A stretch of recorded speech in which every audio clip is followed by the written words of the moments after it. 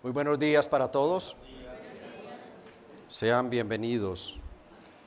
Les pido por favor me acompañen a esta primera carta de Pablo a Timoteo.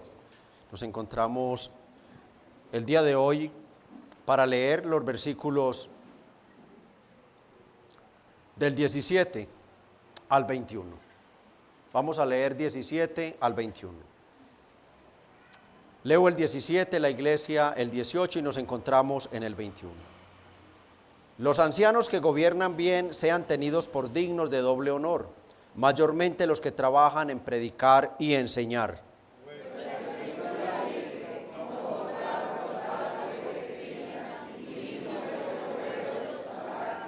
Contra un anciano no admitas acusación, sino con 2 o 3 testigos.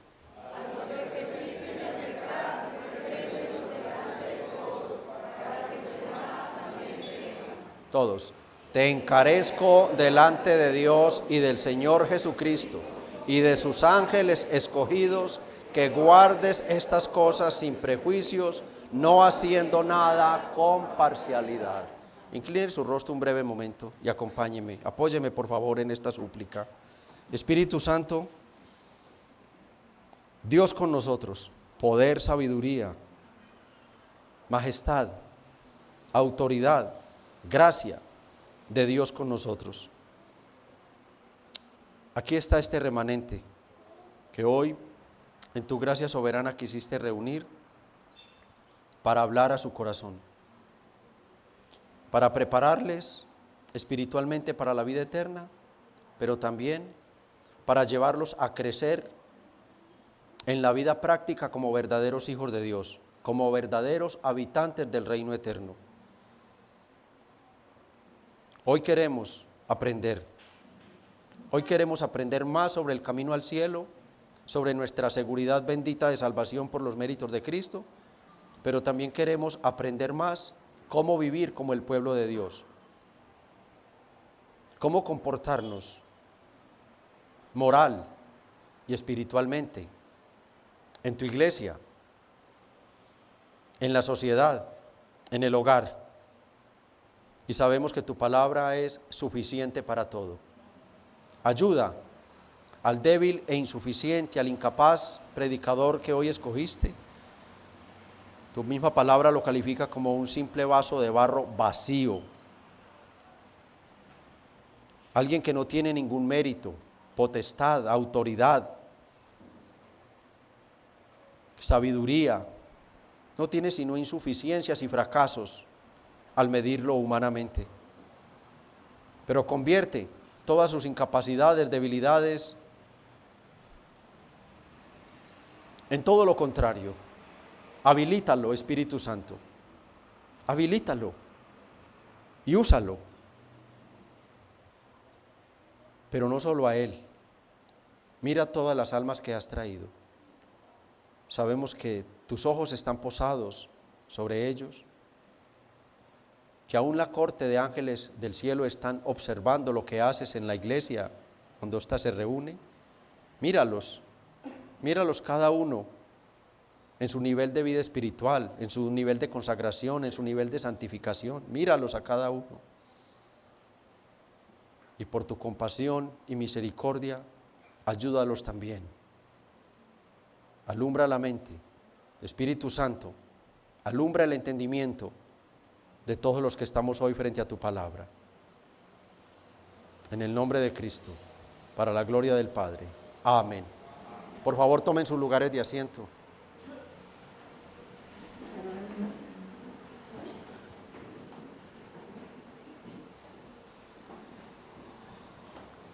Continuamos con el estudio de este capítulo 5, un capítulo en el cual el apóstol Pablo está dando instrucciones a Timoteo sobre cómo tratar con los diferentes grupos de personas que conforman la iglesia. Y para su estudio expositivo, este capítulo lo hemos dividido en 3 secciones. En la primera sección, versos 1 al 2, allí ya vimos el trato con los ancianos y los jóvenes de la iglesia. La segunda sección, versículos 3 al 16, vimos el trato que debe tener el pastor y la iglesia con los diferentes tipos de viudas.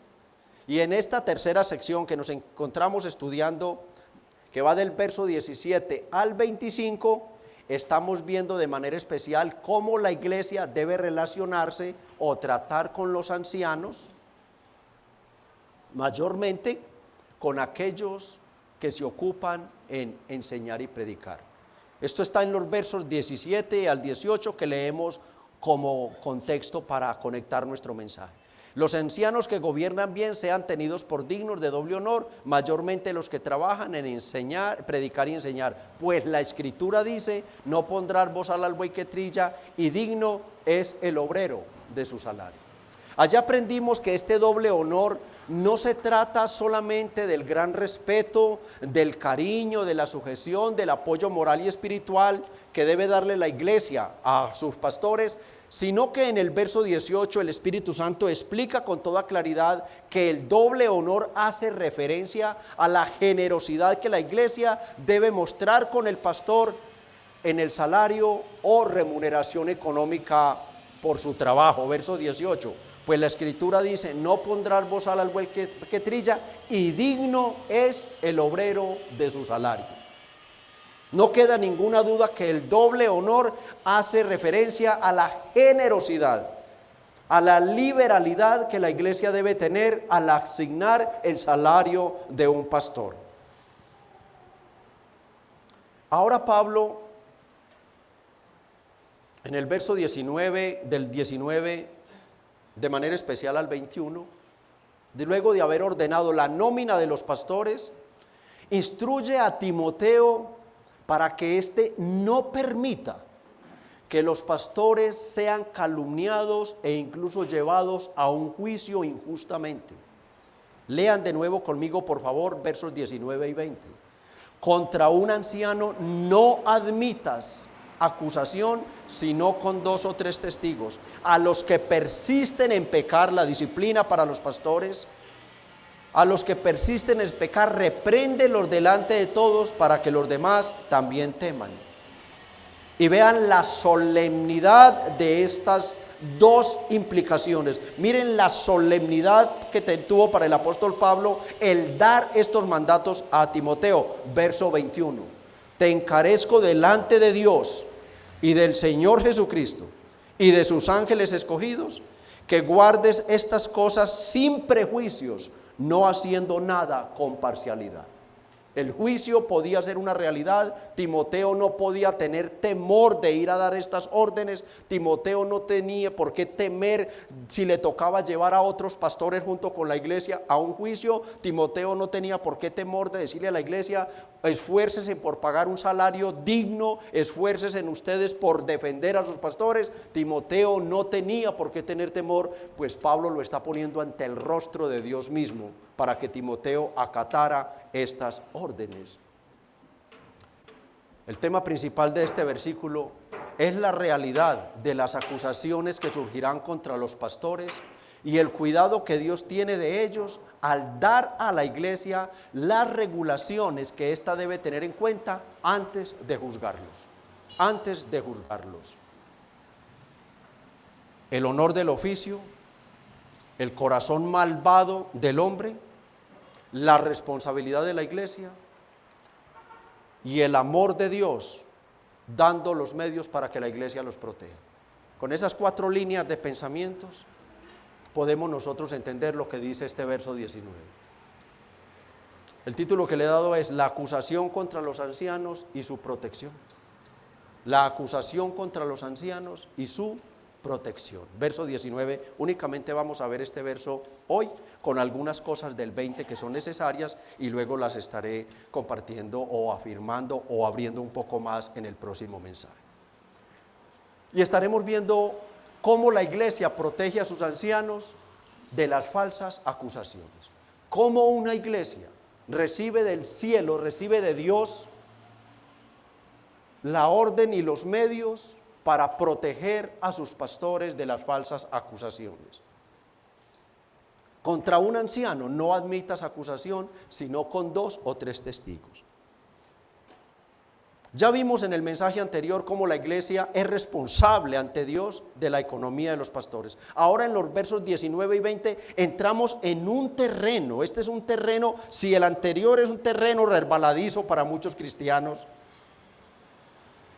el de la economía, el del salario de los pastores, el ser generosos en pagarles a los pastores, si es resbaladizo, este es mucho más resbaladizo. Este es un terreno muy desconocido, incluso es un tópico para muchas iglesias contemporáneas, este tema que vamos a estar tratando. El tema de la disciplina eclesiástica en la iglesia es algo que realmente es nuevo. Es algo nuevo para muchos, incluso de los que están aquí presentes. Entramos en un terreno poco conocido, a pesar de ser una doctrina netamente dada directamente por el Señor Jesucristo, estar dentro de la sola palabra, de la sola escritura, inspirada toda por Dios. Es un tema desconocido para muchos y por otros muy despreciado, incluidos muchos pastores. La iglesia contemporánea no quiere saber de disciplina eclesiástica. Y como ellos no la van a aceptar, pues ellos no la van a aplicar a la membresía, ellos no la van a aplicar a la iglesia, porque ¿cómo la van a hacer? ¿Dónde estaría la moralidad? La disciplina que debe ejercer la iglesia contra sus pastores en caso de que estos caigan en pecado ha sido gravemente ofendida, despreciada y manipulada por muchos. Pero debemos entender y partir de un principio, amada iglesia: el pecado es pecado, venga de quien venga. Y así como el pecado de un creyente, de un miembro, y con mucho respeto, de un miembro raso, debe ser reprendido, debe ser controlado por la iglesia, cuánto más el pecado de un pastor. Porque a más alto oficio, mayor gravedad del pecado. Cuánto más al pastor, al ser miembro de la iglesia local, se le debe reprender si comete una falta que lo amerite. Vean el verso 20 de nuevo, por favor, que lo estaremos viendo el próximo domingo con más claridad. A los que persisten en pecar, está hablando de los ancianos, repréndelos delante de todos, para que todos teman. No era fácil para Timoteo, y por eso los testigos que le pone, que lo estaremos viendo próximamente en el verso 21, no era fácil para Timoteo hacer esto. Y él les dice: yo te encarezco, Timoteo, delante de Dios, que el que la haga, la pague. No tienes por qué tener consideración con nadie, Timoteo. No, el pecado es pecado contra Dios. Entendiendo esto, que la disciplina eclesiástica en la iglesia bíblica nunca es muestra de desprecio o de odio para condenar, sino de amor para restaurar.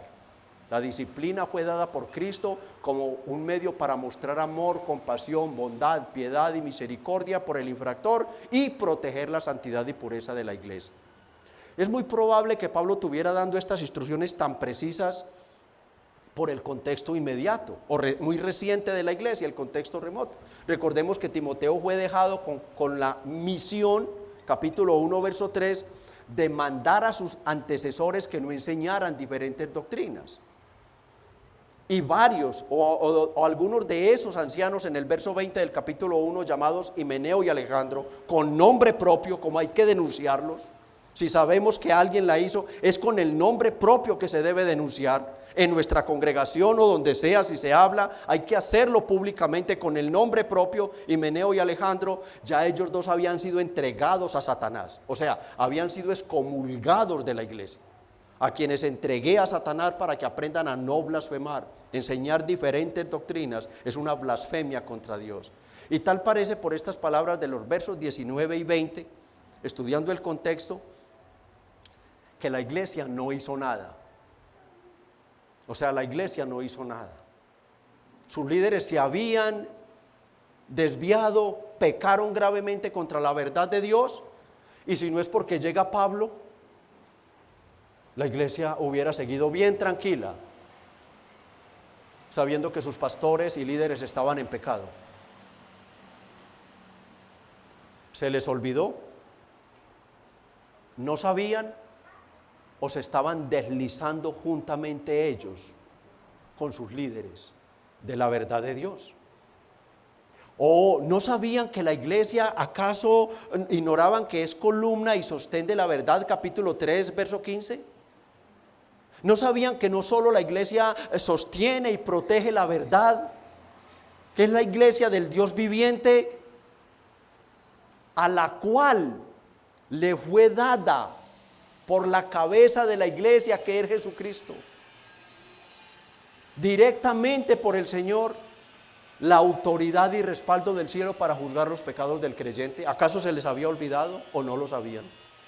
Que fue a la iglesia a la que le fue entregada la autoridad por el Señor. En el contexto precisamente de la disciplina eclesiástica, Mateo 18, 17, el Señor dice a los líderes y pastores de la iglesia, después de haber hecho ya lo que había que hacer: si no los oyere, dilo a la iglesia. Si no oyere a los pastores y líderes que trabajaron con el tema del pecado, no se queden callados, pero tampoco vayan a tomar la decisión ustedes, pastores y líderes, solos contra ese hermano. Díganselo a la iglesia, a la membresía. Hermanos, hermanas, la iglesia no es un órgano pasivo en la corrección del pecado de un hermano y menos de un pastor. La iglesia no es un órgano pasivo, repito, no es un órgano ignorado por el Señor, la cabeza de la iglesia. No, es un órgano vivo, es un órgano que reacciona contra el pecado de un hermano y mucho más, conforme a nuestro texto, ante el pecado de un pastor. Si ese pastor no se arrepiente, conforme a los pasos anteriores enseñados por el Señor en los versos 15 y 16 de Mateo 18, versos 15 y 16, por tanto, si tu hermano peca contra ti, primer paso, ve y repréndele estando tú y él solos. Si te oyere, has ganado a tu hermano. Esto mismo se hace con un pastor si peca. Mas si no te oyere, toma contigo a uno o dos, para que en boca de 2 o 3 testigos conste toda palabra. La iglesia entrará en acción si no hacen esto. La iglesia entrará en ayuno y oración a juzgar qué hacer con el infractor. Vean versos 18 al 20 del mismo capítulo de Mateo. Vean versos 18. De cierto os digo que todo lo que atéis en la tierra, ¿a quién le está dando la orden de atar o desatar un pecado de un hermano o de un pastor? A la iglesia, será atado en el cielo, y todo lo que desatéis en la tierra será desatado en el cielo. Es la iglesia a la que el Señor Jesucristo ha conferido la autoridad para atar o desatar el pecado de un creyente, y esto incluye a los pastores. Como sé que en el salón hay hermanos que no han escuchado sobre la disciplina eclesiástica, y menos para pastores, en el verso 20, vuelvo y repito, voy a abrir más este tema. Si el pastor cae en un pecado y en lugar, como dice verso 20 de nuestra primera carta a Timoteo, persiste en unirse, en hacerse uno con el pecado, es la iglesia la que tiene, vuelvo y repito, es la iglesia la que tiene la responsabilidad ante el Señor de amonestarlo y buscar su restauración. Y si no se arrepiente, es la iglesia. Si no se arrepiente, es la iglesia la que con el respaldo del cielo decide qué hacer con él. Verso 18, de cierto os digo que todo lo que atéis en la tierra será atado en el cielo, y todo lo que desatéis en la tierra será desatado en el cielo. Miren el poder de la iglesia, miren la autoridad de la iglesia. Y yo espero que ustedes estén entendiendo, pastor, estoy dimensionando la importancia y bendición de hacerme miembro de una iglesia bíblica. Espero que lo estén dimensionando. O sea, la importancia es que es un mandato de Dios. Por lo que estamos viendo en Mateo 18, es una exigencia de Dios que el creyente no sea simplemente, como me han respondido algunos, pastor, es que yo soy miembro de la iglesia universal. Sí, estoy bien, estamos bien. Pero ¿dónde se manifiesta la obediencia o el ser miembro de la iglesia universal? ¿Dónde se manifiesta? En la práctica. En la iglesia local. Me ha tocado decirle, como le dije a una hermana, hermana, entonces ofrende para la iglesia universal. Entonces ore a los pastores de la iglesia universal. Entonces vaya, hermana, que los pastores de la iglesia universal le den un consejo, o vaya, hermana, que los pastores de la iglesia universal le ministren la Santa Cena. No, es un error grave.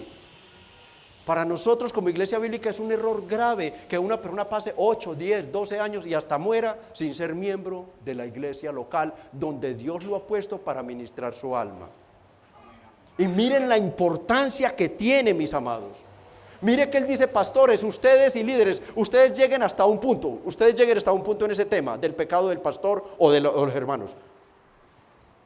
Pero ustedes no tienen la decisión. La decisión la tiene la Santa Asamblea. La decisión la tiene la Santa Iglesia del Señor. La Santa Iglesia del Señor. Es la iglesia la que decide si lo perdona y al hacerlo lo desata de su pecado, o si lo expulsa atado a su fardo de pecado. Es la iglesia. Qué bueno los rostros que estoy viendo, porque sé que no lo habían escuchado. Y presten atención a esto. Presten atención a lo que viene.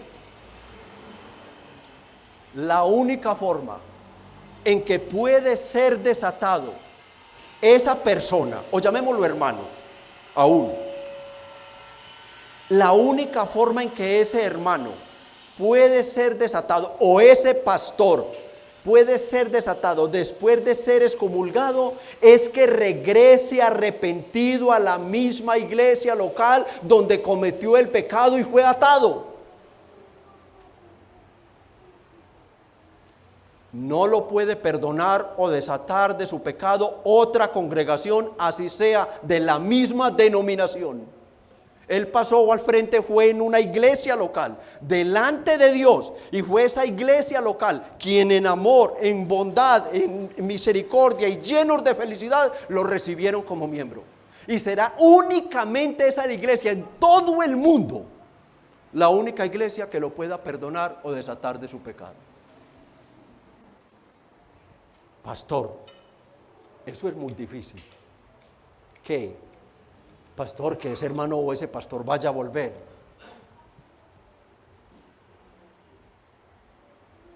No, si es un verdadero creyente. No es difícil. Él volverá, si es un verdadero creyente. Él volverá a esa familia que un día le abrió los brazos abiertos y lo recibió. Si es un verdadero creyente, no podrá vivir atado.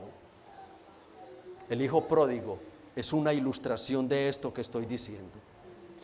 Él volverá arrepentido a su pequeña iglesia local, y ella lo recibirá con todo el amor, con los brazos abiertos, y lo perdonará, porque eso fue lo que hizo Dios en Cristo por nosotros. Porque eso fue lo que hizo Dios en Cristo por nosotros. Esa es la figura de ese padre corriendo a abrazar a ese hijo pródigo, que éramos tú y yo. Y si llega a volver arrepentido, ese hermano será motivo de llanto y de gran gozo, y habrá celebración ese día en la iglesia, porque hemos ganado a un hermano para el cielo. Esto lo repetiré luego en el verso 20, lo repetiré. Pero Pablo sabía que los ancianos no son monedita de oro para caerle bien a todos. No. Recuerden algo que ya les he dicho. No hay ser en la tierra más atacado por Satanás que un pastor bíblico. No me estoy autocompadeciendo de mí, ni mucho menos. Esto lo han dicho los santos hombres de Dios a través de toda la historia de la iglesia. No hay, después que Cristo muere, ya Satanás no tiene a Jesucristo para ir directamente contra él, usar todas las máquinas, la maquinaria que mueve, situaciones, gente inconversa, malos hermanos de la iglesia, todo. Luego lo enfocó contra los apóstoles, luego de los apóstoles lo enfocó contra los pastores, y ese sigue siendo el oficio principal de Satanás. Si él desvía al pastor, si él debilita al pastor o si él hace que el pastor caiga en un pecado, afectó toda la congregación, él sabe que no la puede destruir porque las puertas del Hades no prevalecerán contra ella. La iglesia tiene el poder contra Satanás. La iglesia tiene las llaves de la autoridad. La iglesia siempre será vencedora.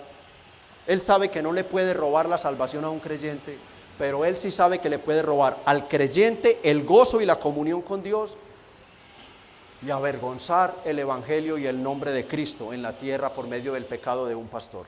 Él lo sabe.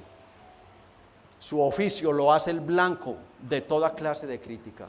Hay un ala de la iglesia que lo ama, que de verdad lo ama, que no lo mide humanamente ya aprendió que no se deben, así como al hermano no se le mide humanamente, el pastor mucho menos se le mide humanamente.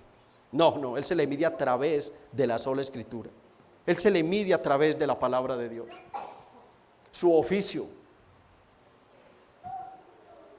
como gobernante, como líder, como supervisor, como maestro, hace que él sea el blanco. Y muchas veces las influencias del enemigo alcanzan tal poder aún dentro de la iglesia que los malos hermanos se levantan contra el mismo pastor. Nunca tienen el valor de sentarse con él, pero empiezan a murmurar. Acusación va, acusación viene, va y viene. Y la iglesia tiene el deber y el derecho de proteger a sus pastores ante todas estas cosas. Pero también tiene el derecho de juzgar a sus pastores. Entonces, como están estas personas o estos hermanos, llamémoslos débiles, la Biblia los llama malos hermanos, llamémoslos malos hermanos. Como están estos malos hermanos en la iglesia con un espíritu hipercrítico, si me saluda, qué lambón, si no me saluda, qué antipático. O sea, en ese mundo así es. Entonces Pablo lleno del Espíritu Santo sabía que como él está diciendo, ustedes, la iglesia es la que tiene la autoridad de juzgar a un pastor que caiga. Algunos podían decir, prolongados donde ustedes quieran. Sí, con que yo tengo la autoridad para juzgar a mi pastor. Llegó mi momento, pastorcito. ¿Cuántas veces me has dado varilla con tus sermones? ¿Cuántas veces me has reprendido? ¿Cuántas veces me has prohibido que tome la cena? ¿Cuántas veces pasas por mi lado y ni me saludas? Llegó mi turno, pastorcito, prepárate. Entonces el apóstol Pablo, para prevenir que la iglesia inmadura fuera a abusar de su derecho y usar cualquier insignificancia de las que ya mencioné y otras muchas más, para estar lanzando acusaciones a diestra y siniestra contra su pastor, entonces Pablo pone el muro, pone la protección de parte de Dios.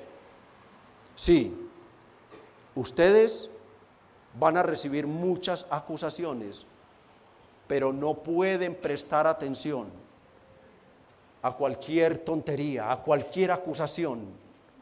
Y Pablo le explica a Timoteo que la iglesia, aquí es donde entra la protección de la iglesia a sus pastores, para no acusarlo ni llevarlo a un juicio apresuradamente, sin antes tener las pruebas que confirmen que dichas acusaciones son verdaderas. O sea, van a haber acusaciones. Pablo está dando por sentado que van a haber acusaciones. No admitas, o sea, está dando por sentado que van a haber acusaciones, muchas contra él. Pero Pablo pone el amparo inmediato de parte de Dios.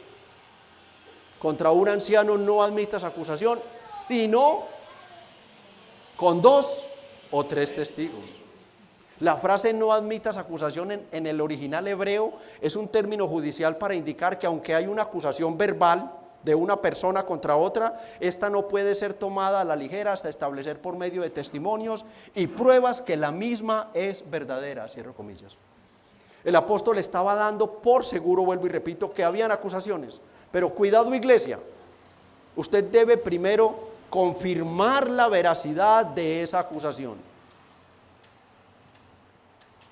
¿Qué hacer entonces? Si van a haber acusaciones, ¿Cómo protegemos a los pastores? ¿Cómo la iglesia protege a los pastores? Si es inevitable, vuelvo y repito, es inevitable, hermanos. Es inevitable. A mí muchas veces me toca decirle a un hermano pastor, me dijeron esto, yo, no pare atención, no preste atención a eso, hermano, que yo para eso he sido puesto. Yo he sido puesto para eso. ¿Cómo? Comprobando primero la fidelidad de esa acusación. Comprobando primero. Y Pablo nos dice, con 2 o 3 testigos. Ese es el amparo de Dios. Esa es la protección de Dios para sus pastores. Protegerlos. Esos testigos aportan las debidas pruebas y si no las tienen, ni se debe considerar la acusación contra el pastor. La alta vocación de su oficio amerita testigos y pruebas contundentes antes de acusar a un pastor. Su alta dignidad, vuelvo y repito, delante de los ojos de Dios, quien fue el que lo escogió y lo puso en la iglesia, amerita que esas pruebas realmente sean ciertísimas y comprobadas por el resto de pastores, diáconos y por la misma iglesia antes de tomarlo como un hecho. Esos hombres no son desconocidos para la iglesia. Esos pastores no son desconocidos para la iglesia. Esos hombres pasan largo tiempo, 5 o 6 o hasta más años sirviendo en la iglesia desde otros ministerios. Muchos dicen que los siervos más piadosos, más fieles a la palabra de Dios son los que empezaron haciendo aseo, y estoy leyendo, lavando baños, barriendo, trapeando en la iglesia como mujeres, dirigiendo el culto, obras de misericordia, siendo diáconos antes de ir al púlpito. Cierro comillas. O sea, lo que está diciendo este autor es que esas personas son completamente conocidas por la iglesia. Estamos hablando de iglesias bíblicas, ¿sí? Porque existen las iglesias, estamos inmersos en esta iglesia, este movimiento contemporáneo de religioso, donde una iglesia se acuesta el sábado por la noche sin pastor y el domingo en el culto de las 10 ya tiene pastor. Ocurre, es una realidad. No tienen pastor, pero llega el líder de la iglesia que los está apoyando con un hermano, creamos que sí, y le dice, este es el pastor que envía a la iglesia y él será su pastor de ahora en adelante. La iglesia no sabe nada de ese hombre, nada.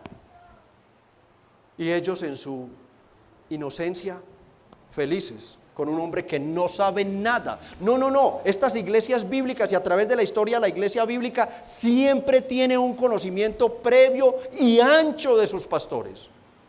Un mínimo 5 o 6 años, y como dice este autor, él empezó barriendo, él empezó trapeando, él empezó haciendo obras de misericordia, él empezó de ujier, él empezó en todo eso, y la iglesia lo veía como una hormiguita, para arriba y para abajo, se mueve aquí, se mueve allá, se mueve en esto, se mueve en lo otro. Pero no es suficiente que lo conozca así. Por último, la iglesia revisa su carácter moral conforme a 1 Timoteo 3 del 1 al 7. Si alguno anhela obispado, buena obra desea, lo recuerdan. Pero es necesario, y empezamos a ver los requisitos morales de ese hombre. La iglesia lo revisa, lo mide, lo desbarata, vuelve y lo arma. La iglesia tiene un conocimiento de él, conoce de su familia, conoce de su pasado, conoce su contexto y por último lo mide moralmente, si es irreprensible. O sea, la iglesia del Señor no confirma a un hombre como pastor por el don, sino por el ser. Voy a repetir esto. La iglesia del Señor no confirma a un hombre como pastor por el don, sino por el ser.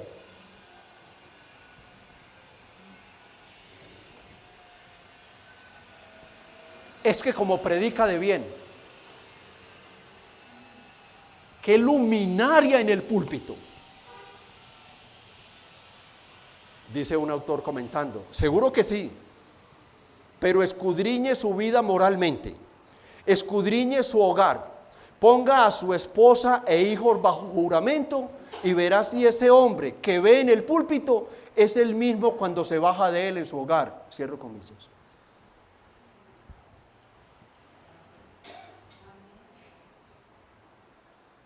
No es por hacer, con el debido respeto. Cualquier hermano, y digo esto con mucho respeto por la palabra cualquier hermano, puede pararse en un púlpito y dar un sermón deslumbrante, pero mídalo moralmente, mídalo. Las iglesias no se pueden dejar deslumbrar simplemente por lo que ven en un púlpito, no, no y no. La iglesia bíblica no es por el ser, no es por el hacer, es primero por el ser, no es por el don. Es por la dignidad que Él tiene para llevar a cabo ese don. Y por eso la iglesia se toma un proceso largo. Esos hermanos empiezan, como dice este autor, sí, ciertamente, plenamente, 100% de acuerdo con él, barriendo, trapeando, lavando los baños de la iglesia. Él es el primero en llegar. Él va mostrando, Él nunca llega tarde, Él nunca llega medido, Él siempre está. Es la iglesia del Señor, es el pueblo de Dios, es el cuerpo de Cristo que le ha sido encomendado. Es por el ser. Y por eso 1 Timoteo 1:7 tiene tanta relevancia para la iglesia del Señor. Y cuando ese hombre ha sido probado y aprobado por todo esto que ya he mencionado y mucho más, moralmente por su iglesia, y surge cualquier acusación contra él, ¿qué hace la iglesia? La iglesia se levanta como una leona para defender a su cachorro. Se levanta. Ella ha sido educada teológica y doctrinalmente. Ella conoce a ese hombre. Ella sabe de la integridad de ese hombre. Ella sabe de la moralidad de ese hombre. Y ella se levanta contra ese chisme. Se levanta contra esa acusación para defenderlo y protegerlo. Porque lo conoce. No puede hacer eso con un hombre que no conoce o que no ve sino en el púlpito. No. Pero cuando es así, este es el amparo de Dios. Ustedes son el amparo puesto por Dios para esos pastores. La alta dignidad lleva a Dios a decir: protéjanlo. No admitas acusación contra él, sino con 2 o 3 testigos. La iglesia lo conoce y lo va a defender. Ella no va a defender a quien no conoce. Levanta un vallado protector. Esa es la voluntad de Dios al dar estas regulaciones, que la iglesia proteja a sus ancianos contra las falsas acusaciones. La Biblia nos enseña, no voy a dar los textos, pero la forma tan injusta que grandes siervos de Dios han sufrido terribles acusaciones. ¿Qué decir José? José, ¿qué pasó? Siervo del Señor injustamente acusado por una infame mujer y llevado a una prisión. Es verdad, él estaba en un contexto, en ese pueblo no existían las regulaciones que era para defender al pueblo de Israel y él fue allí. Pero todos los hombres de Dios, Moisés, ¿cuáles fueron los principales acusadores de Moisés? Aarón y María. La mujer cusita, ¿se acuerdan cómo lo acusaron y vino juicio de Dios? Noé, Abraham, Isaac, Jacob, Nehemías, el gran reconstructor de Israel. ¿Se acuerdan los líderes opositores? Cómo cartas iban y venían diciendo: ese se está haciendo, se quiere hacer rey, y le enviaban cartas al rey, al monarca, para que lo matara. No. ¿Recuerdan a David, las acusaciones contra David? Porque oraba a su Dios y no se quiso contaminar. ¿Recuerdan las acusaciones contra Sadrach, Mesach y Abednego? ¿Recuerdan todo esto? ¿Recuerdan las acusaciones de Pablo en el Nuevo Testamento? Pablo acusado de una cosa, de la otra. Aún hoy en día las hermanas, sí, llamemos las hermanas con cariño, llamadas pastoras, lo acusan de machista hoy. Y así sucesivamente, todo va y viene. Pero la acusación siempre se mantiene. Se mantendrá contra los pastores. Habrá acusación contra los pastores. Pablo fue acusado. Pero debemos saber de dónde viene, de dónde sacó Pablo esta cláusula para proteger a los pastores de parte de Dios, 2 o 3 testigos. ¿Acaso es invención de Pablo? No, ya dijimos que viene de Dios. Números 35:30. Un solo testigo, y escuchen bien cómo Dios reguló por medio de Moisés estos temas. Un solo testigo no hará fe contra una persona para que muera. Un solo testigo no sirve. Deuteronomio 17:6, por dicho de 2 o 3 testigos, morirá el que debiere morir, no morirá por el dicho de un solo testigo. Deuteronomio 19:15, no se tomará en cuenta un solo testigo contra ninguno en cualquier delito o cualquier pecado en relación con cualquier ofensa cometida. Solo por el testimonio, y aquí está, de 2 o 3 testigos se mantendrá la acusación. Pero antes de que Pablo tomara esta regulación del Antiguo Testamento para convertirla en mandato para la iglesia, fue el Señor en Mateo 18:16. Allí es donde está. El aporte del Pentateuco fue tomado por el mismo Señor, por su misma palabra. Él tomó su palabra, el Pentateuco, y la trajo al Evangelio. Mas si no te oyere, toma aún contigo a 1 o 2, para que en boca de 2 o 3 testigos conste toda palabra. Así que vemos que la Escritura se une. La Escritura se une para decir, esta es la forma en que la iglesia va a proteger a sus pastores. Es la forma como protección a los pastores. Amados hermanos, hemos puesto la plataforma para lo que dice el verso 20. A los que persisten en pecar, repréndelos delante de todos, para que los demás también teman.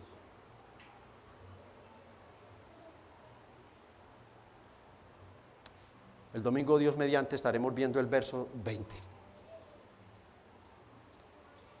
Para concluir, contra un anciano no admitas acusación, amada iglesia, sino con 2 o 3 testigos. Iglesia, la exigencia de varios testigos resalta la dignidad, la reputación e importancia del oficio de los ancianos. No es por el hombre, es por el ser. No es en sí a la persona que se defiende, sino la dignidad del oficio que Dios le ha entregado para que cuide de las almas en esta tierra. Dios buscaba con este principio del Antiguo Testamento proteger a los líderes para que por una falsa acusación no les fueran a quitar la vida. Y de ese mismo tamaño debe verlo la iglesia. Permitir un chisme o una crítica injustificada contra un pastor es usted permitir que maten a ese pastor. Es usted permitir que maten a ese pastor. Por eso el acusador debe demostrar que lo que está diciendo está sustentado al pie de la letra por otras personas. Una ilustración que tomé de un comentarista, arando con trillo ajeno, como muchas veces hacemos. Si alguien dice, yo vi al pastor saliendo tarde de la noche de un lugar inapropiado y vestía jean y camisa blanca, y aquí están mis 2 testigos, y uno de esos testigos dice, no, pero él no tenía camisa blanca, yo estuve y lo vi, pero tenía un traje negro. Y ahora surge el tercer testigo, no, están equivocados, él vestía una chompa y una sudadera. No presten atención, es un simple rumor. Sin pruebas no hay acusación contra el pastor. Otro relato real, que ocurrió a un pastor, que se lo escuché directamente al pastor. Llega el pastor un domingo a predicar y de inmediato los diáconos están recibiéndolo en la puerta. Pastor, acompáñeme un momento a la oficina, por favor. Entran a la oficina y los diáconos le dicen, pastor, qué pena lo que le vamos a decir. Aquí está la hermanita Julana de tal, ella madrugó porque ella lo vio a usted anoche muy mal. Ella salía de una reunión familiar y lo vio a usted en un lugar tarde de la noche, con el bolso de una dama en la mano y una dama pegada de su hombro, de su brazo. Y aunque no le vimos el rostro, conocemos muy bien a su esposa, conozco bien a su esposa, y por el cabello y el cuerpo, no era la esposa del pastor. El pastor mira a estos hermanos diáconos y les dice: amados diáconos, la hermana tiene toda la razón. Tiene toda la razón. En ese lugar estaba, tenía el bolso y había una mujer pegada de mi brazo que no era mi esposa. Era mi hija mayor que tuvo un inconveniente y me tocó salir con ella a urgencias a medianoche. Vayan donde esa hermana, tráigala acá para felicitarla.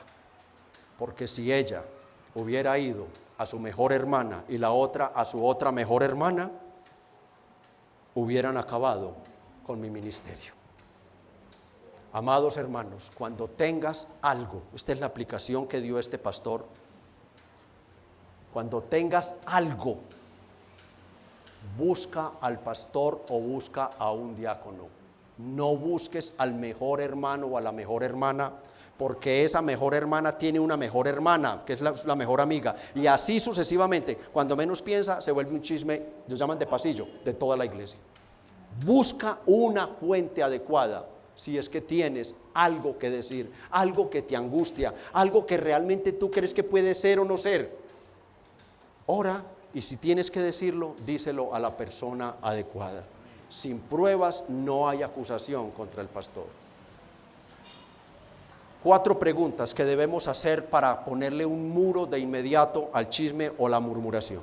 Cuando alguien llegue con la última novedad sobre un hermano o hermana, sobre un líder o pastor, ustedes pregunten: ¿tienes testigos? ¿Cuántos testigos tienes? La Biblia demanda que para prestar al menos atención debe tener 2 o 3 testigos que concuerden plenamente, que incluso son llevados bajo juramento luego. Segunda pregunta: ¿quién te dio esa información? Recuerden, ¿quién te dio esa información o lo viste con tus propios ojos? La fuente nos dirá mucho sobre esa información. Nosotros sabemos con quién hablamos. Tercera pregunta: ¿has hablado con el implicado a solas para aclarar la situación? Su respuesta te mostrará la madurez espiritual de quien te está hablando. Cuarta pregunta: ¿puedo citar tu nombre ante esa persona? ¡Ni riesgos! Dude completamente e invítelo a que se arrepienta. 4 preguntas muy sencillas con las cuales podemos frenar toda clase de murmuración y acusación en nuestra iglesia. ¿Tienes testigos? ¿Quién te lo dijo? ¿Has hablado con él? ¿Y puedo mencionar tu nombre? Esas. Dice Éxodo 23:1: no admitas falso rumor, no te concertarás con el impío para ser falso testigo. Éxodo 23:1. Éxodo 20:16, 9º mandamiento: no hablarás contra tu prójimo falso testimonio. Iglesia, tengamos mucho cuidado con las falsas acusaciones, las murmuraciones, los chismes y las críticas. ¿Cuántos aquí anhelan o oran para que Dios nos conceda una iglesia sana? Pues Dios nos la puede conceder, pero depende de nosotros. ¿Cómo vamos nosotros a manejar cualquier crítica, chisme o murmuración? Algo odiado por Dios dentro de su pueblo. Nosotros podemos recibir de Dios, ser esa iglesia sana en todas las áreas, pero tenemos que pagar el precio, mordernos la lengua. Tenemos que mordernos la lengua, y cuando se llegue a dar, hermano o hermana, venga, ya fui al pastor, ya habló con los diáconos. Si tiene algo, convoque a la persona a la que tiene. No acepten, hermanos y hermanas, que alguien venga a hablarles mal de un hermano y hermana. Por favor, no lo acepten. Díganle: si sigues así, voy y le digo al pastor. Díganle de verdad. Díganle: si sigues con esta conducta, le voy a decir al pastor. Tenemos que luchar, hermanos, por la pureza, la santidad de la iglesia. Tengamos mucho cuidado, no hablemos, no murmuremos, no levantemos falsas acusaciones contra nuestros hermanos, contra un pastor. Cosa terrible es hablar mal delante de Dios de uno de sus hijos. Cosa terrible es hablar mal de un creyente delante de Dios. Cosa terrible es hablar mal delante de un miembro de cuya cabeza es Cristo, cuya cabeza es Cristo. Es malo, malo, es un pecado grave, grave, grave, grave, que limita no solo la comunión con Dios, sino que te cierra las puertas para la Santa Cena.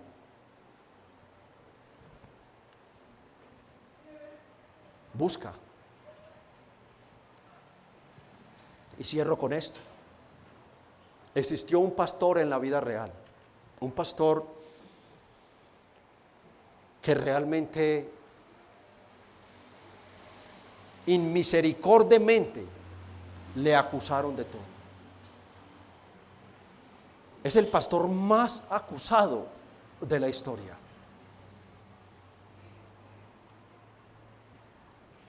Su nombre es el Señor Jesucristo. Pedro lo presenta en 1 de Pedro 5:4 como el príncipe de los pastores. ¿Quién más acusado que Jesucristo? ¿Quién? ¿De cuántas cosas lo acusaron? Ustedes lo saben. Entre ellas, de ser un falso profeta, de ser un endemoniado, de estar loco, de hacerse Dios, de ser un bebedor y un comilón, entre muchas otras. Contrataban falsos testigos para que lo acusaran. Pero mis amados, el príncipe de los pastores, ¿qué hacía? ¿Qué hacía? Es que me lo tienen que explicar.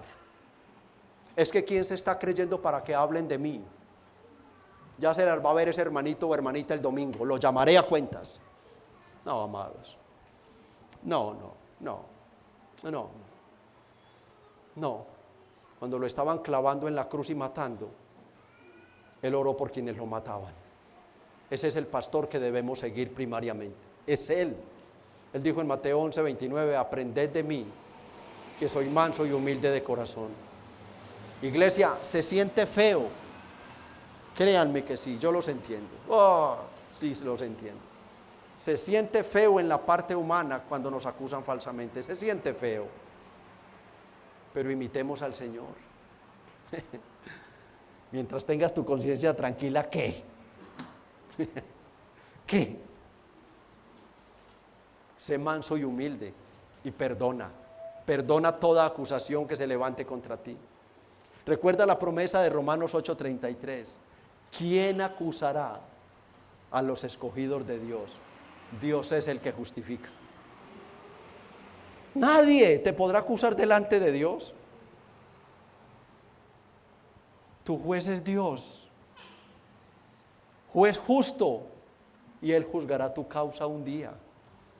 Deja la justicia en las manos de Dios. Déjala, por favor. Déjala. Ante todas las acusaciones, deja la justicia en las manos de Dios. No devuelvas acusación con acusación. Reflejemos el carácter de Cristo. No levantemos nosotros falsas acusaciones. Cristo nunca lo hizo. Perdonemos toda clase de acusación, toda. Mientras más nos critiquen, si nosotros es culpables, gloria al Señor, más alegría, porque es la prueba de que más está reflejando el carácter de Cristo. A un perro muerto, decían, en mi tierra no le pisan la cola. ¿Para qué? Si no lo va a morder. A un árbol sin naranjas, decían, en mi tierra no le tiran una piedra. ¿Para qué? No, se le pisa la cola a un perro muerto a ver si me muerde, a un perro vivo a ver si me muerde, y le tiro una piedra a un árbol lleno de frutos a ver si tumbo alguno. No van a hablar de ti si mientras guardes tu conciencia, estés guardando tu conducta de vida. No, si están hablando de ti, están hablando es porque están viendo la actitud, el carácter, las virtudes de Cristo en tu vida. Y debe ser gozarte cuando hagan eso, porque realmente lo estás haciendo para la gloria de Dios.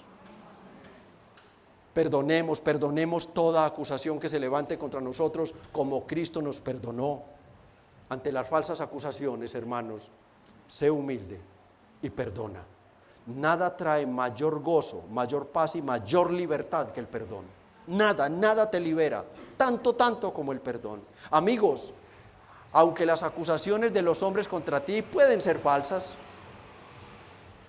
hay un testigo. Amigo, hay uno que te ha acusado y su acusación es fiel y verdadera. Se llama Dios. Dios te ha acusado de ser pecador. Te ha acusado de haber quebrantado todos sus mandamientos. Te ha acusado de ser un idólatra, un malvado, perverso, un inmoral, un codicioso y todo lo demás que tú sabes. Pero Él lo sabe mejor. Y te ha acusado. Y está listo para dictar sentencia. A menos de que hoy tú hagas lo que Él demanda. Su sentencia será condenarte eternamente en un lugar llamado por la Biblia infierno, Hades, lugar de tormento, lago de fuego que arde, por toda la eternidad bajo su ira. Pero puedes cambiar esta situación, amigo querido, el día de hoy. Amigo, seguro que hasta puedes tener una cruz colgada en el pecho en este momento, o la tienes en tu casa. Si vienes a Cristo, quien murió en esa cruz, Dios te perdonará. Dios te salvará, te regenerará y te dará su Espíritu Santo y te adoptará como hijo y heredarás la vida eterna. Pero si persistes en quedarte como estás, esa cruz que tienes en tu pecho y en tu casa se convertirá en testigo contra ti. Y a esa cruz serás atado, una cruz ardiente de hierro, y serás echado al infierno con tu cruz. La cruz no salva a nadie. A ti te salva la fe en aquel que murió en la cruz. La cruz solo nos recuerda que hoy continúa existiendo la gracia y el amor de Dios para perdonar a todo pecador que cree en Jesucristo. Amigo, ven a Jesucristo y sé salvo de la ira venidera. Inclinen su rostro, por favor, y hagamos una breve oración. Señor, Dios de todo poder, Dios de toda gracia, que soberana, misteriosamente, piadosamente quisiste dejarnos tu santo libro. Este libro bajó del cielo, este libro no tiene orígenes el de la tierra, no, este libro no es natural. Esta es la biblioteca del cielo, que a bien quisiste dejarla aquí y abrirla, para que tu pueblo entienda lo necesario para conocerte, para conocer a Cristo, arrepentirse y ser salvo. Tu palabra es el medio por el cual tú te has revelado y por medio del cual tú nos enseñas el camino al cielo. Es tu palabra bendita y santa la que hoy nos tiene aquí firmes y seguros de que nuestras almas están guardadas con Jesucristo, que están guardadas en Dios, que ahora no hay ninguna condenación para los que están en Cristo Jesús. Es por tu palabra. Lo mucho o lo poco que sabemos sobre nuestra salvación es conciso y seguro porque ha brotado del manantial de vida eterna que es tu palabra. Por favor, continúa bendiciendo tu iglesia. Haz que cada día nos aferremos más a ella. Señor, cierra toda puerta de escape a tu palabra. Señor, si quieres que la Biblia sea como una jaula para nosotros, echa tu llave y bota la llave si quieres, para que nunca nos salgamos del marco de la Biblia. Perdona los errores que podamos cometer. Nosotros somos personas muy complicadas y complicamos lo que no tiene complicación en la Biblia. Perdónanos los errores, perdónanos las equivocaciones. Tú sabes que nunca vamos a hacerlo para contradecir tu palabra o hacerle daño a tu iglesia. De manera especial, Señor, en esta sección tan profunda que estamos viendo una escuela, estamos viendo un seminario, un mini seminario teológico sobre lo que es la iglesia o debe hacer la iglesia con sus pastores. Y te pedimos, Señor, que nos enseñes a conducirnos como iglesia y a conducirnos como iglesia con nuestros pastores. Pero también te suplico, Señor, que a los pastores, líderes y predicadores nos ayudes a ser consecuentes con la alta dignidad de nuestro llamamiento. Señor, que si murmuran de nosotros, como dice tu palabra, murmuren como mentirosos, pero que no sea porque estemos dando, Señor, ocasión a la crítica, a la murmuración. Bendícenos y haznos responsables cada vez más, que cada vez tengamos más temor y temblor ante esta vocación a la que nos has llamado. Señor, pero también te suplico que abras mucho más el entendimiento de la iglesia, que lo ilumines mucho más como hoy aprendíamos en la escuela dominical. Señor, solo tu Espíritu puede darnos la luz para poder ver lo que hay detrás de la letra, para poder entender lo que el Espíritu quiere decir a la iglesia. Señor, bendice los devocionales de nuestros hermanos, hermanas y las familias, los hogares, bendícelos. Allí, Señor, tu Espíritu Santo les bendiga, tu Espíritu Santo les ilumine, que comprendamos el Evangelio, que aunque tu misma palabra dice que hay cosas ocultas que no vamos a entender de este lado del cielo, también nos dice que hay algo revelado que es para los hombres, el Evangelio. Y te pido, Señor, que lo alumbres más, que cada vez sea más claro para todos, que tengamos una mayor claridad sobre la expiación, sobre la propiciación, sobre la justificación. Bendice la iglesia, Padre. Dale vida espiritual a esta iglesia, dale vida espiritual. Haz de esta iglesia esa iglesia que tú quieres, Señor, que nosotros seamos. Moldea nuestro carácter, afecta nuestra vida, que todo lo que ya hay por dentro de parte tuya, Señor, afecte la parte exterior. Oh Señor, que no tengamos unas virtudes tan ocultas, tan ocultas, tan ocultas, tan dentro de nosotros que nadie las vea.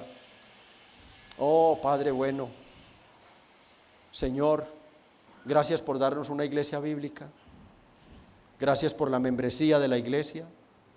Ayúdala a comprender el alto llamado que la iglesia tiene, que ahora dimensionen mucho más lo que es ser miembros de la iglesia.